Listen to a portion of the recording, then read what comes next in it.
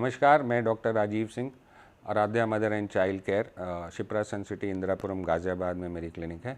आपका favourite YouTube health channel healthing के लिए मैं एक बहुत ही कॉमन और इंटरेस्टिंग सा सवाल, डिलेमा या डिमांड मैं बोलूँगा मदर्स की रोज़ ही आती है और हर दूसरे बच्चे के मदर की यही डिमांड होती है।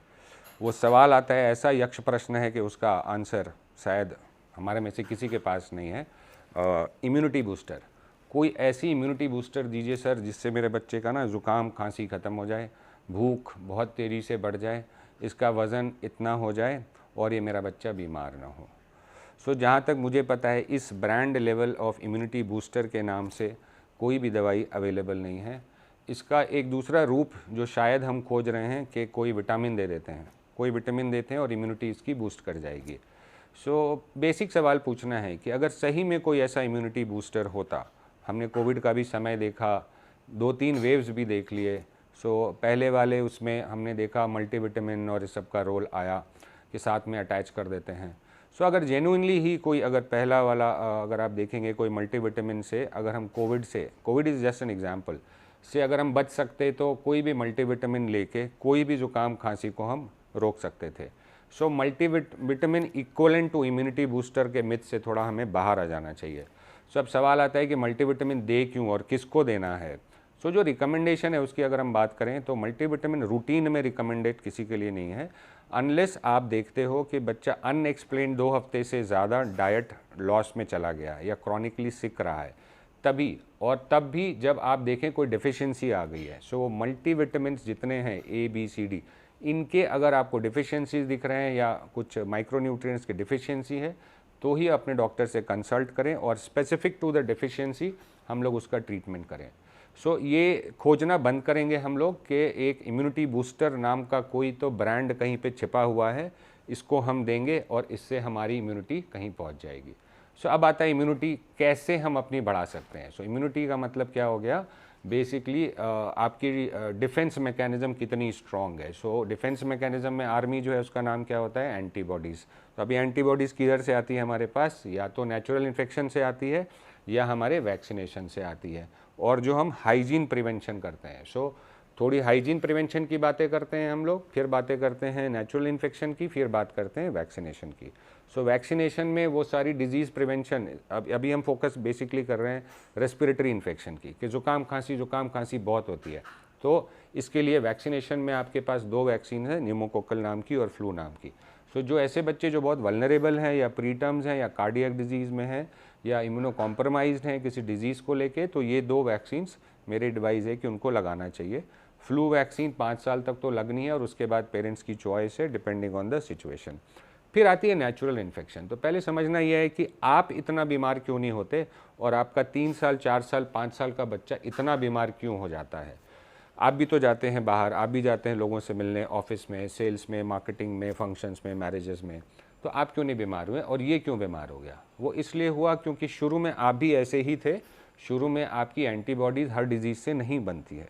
सो जैसे मैंने कोविड, मुझे इन्फेक्शन हो गया तो मैंने कोविड से एक प्रोटेक्शन ले ली, फिर मैंने एक इन्फ्लुएंज़ा हो गया तो मेरी 6 महीने 12 महीने के लिए मेरी इन्फ्लुएंज़ा से प्रोटेक्शन हो गई, मुझे चिकन पॉक्स हो गया तो लाइफ लॉन्ग प्रोटेक्शन हो गई। सो ये दूसरा सेगमेंट जो हम बात कर रहे हैं, इम्यूनिटी बूस्टर की बात जो कर रहे थे, नेचुरल इन्फेक्शन से आपकी इम्यूनिटी बढ़ती है। सो आपको ये नहीं सोचना है कि मेरे बच्चे को कोल्ड कॉफ हो गया तो ये तो बहुत ही ज़्यादा ख़राब हो गया इसके साथ। नेचुरल इम्यूनिटी बनेगी ही तब जब थोड़े थोड़े इन्फेक्शन होंगे। तो हम बोलते हैं 6 बार साल भर में ज़ुकाम खांसी होना नॉर्मल है, निमोनिया की बात नहीं कर रहा, ज़ुकाम खांसी होना, तो घबराइए मत, पहले भी हुए होंगे, आगे भी होंगे। सारे बच्चे रिकवर कर जाते हैं जो नज़र में रहते हैं और जिनके रेड फ्लैग्स नहीं आते हैं। अब आते हैं प्रिवेंशन की। कोविड तो अब जा रहा है, बीच में अभी आया कुछ दिन पहले, 4th वेव जैसा छोटा सा वेव आया और अब जा रहा है। अब दुख इस बात का है कि सब ने जो कोविड में सीखा था वो टेम्परेरी मान के छोड़ दिया है। अभी भी हम देखते हैं बच्चे क्यों बीमार हो रहे हैं, क्योंकि एडल्ट बीमार कर रहे हैं। पेरेंट्स आते हैं, मास्क लगाने को हम बोलते हैं, समझाते हैं डिजीज़ प्रिवेंशन के बारे में कि आप कुछ ऐसी एक्शन लो कि आप हमारे पास आओ ही मत, घर पे रहो, सुखी रहो, खुश रहो। सिंपल 3 चीज़ें हमने सीखी थी, घर में किसी को हो गया मास्क लगा लिया जाए, हैंड वॉश कर लिया जाए और जितना दूर हो सकते हैं, ज़रूरी ना हो उतना केयर टेकर जो इन्फेक्टेड है मदर को छोड़ के प्रॉब्ली वो लोग दूर हो जाएं। सो अगर हम ये 3 चीज़ करते हैं तो अपने आप बच्चा बीमार होना कम हो गया, क्योंकि फैलेगा कैसे, जुकाम खांसी कैसे जाती है, आप घर में देखते हैं ना, मुझे आएगी, मेरी वाइफ को आएगी, मेरे बच्चे को आएगी, फिर ये साइकिल चलती है। सो मैं अपना ही ख्याल अगर रख लूँगा बैरियर नर्सिंग करके तो अपने आप बच्चा भी बच जाएगा, तो बन गई ना इम्यूनिटी, क्यों पड़ना है फिर इतना बीमार। तो प्रिवेंशन यहाँ कर सकते हैं, हर छोटे छोटे जुकाम खांसी बुखार में आपको परेशान होने की ज़रूरत नहीं है। अब फीवर को लेके बहुत ज़्यादा परेशान हो जाते हैं, 101 आ गया सर, 100.5 आ गया, 102 आ गया। मैंने आज तक अपनी लाइफ में ये नहीं देखा 20 साल में कि कोई फीवर से लाइफ थ्रेटनिंग हो गया हो, मतलब कि ऐसा हो कि कोई परमानेंट ऑर्गन डैमेज हो गया हो, आंखें चली गई, ब्रेन चला गया, लंग्स चला गया, जस्ट बिकॉज उसको फीवर था। डेटा वाइज 108 के बुखार पे ही परमानेंट ब्रेन डैमेज या कुछ होता है, 104 भी होता है, 103 भी होता है। पर से फीवर केवल इतना बताता है कि आपका बॉडी और बाहर का ऑर्गेनिज्म में अंदर लड़ाई चल रही है, तो ट्रीट क्यों करना है। छोड़ सकते हैं हम फीवर को, अगर मुझे 101 है और मैं आराम से यहाँ बातें कर रहा हूँ तो मैं अपने आप को ट्रीट नहीं करूँगा, बट ट्रीट केवल फीवर को इसलिए करते हैं कि बच्चा उस टाइम खाता नहीं है, एपेटाइट नहीं आती, डिहाइड्रेशन में ना चला जाए।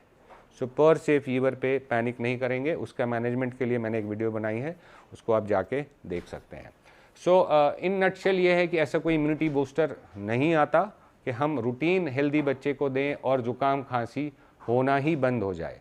जो डेफिशिएंसी क्लिनिकल एग्जामिनेशन में आए तभी आप मल्टीविटामिन दीजिए, और देना भी है तो शॉर्ट पीरियड में दीजिए। कई बार विटामिन डी या ऐसी चीज़ें अगर आप लंबा देते हो तो उसके अपने साइड इफ़ेक्ट्स हैं, किडनी में स्टोन बनना, टॉक्सिसिटी होना, सो उस पर नज़र रखनी है। सो इतना ज़्यादा बिना पैनिक किए हुए कोई ऐसी चीज़ नहीं हम लोग फोकस करेंगे। डाइट अच्छी रखिए, हैंड हाइजीन रखिए, बच्चे को अच्छी नींद दीजिए, यही आपकी नेचुरल इम्यूनिटी रहेगी। Thank you.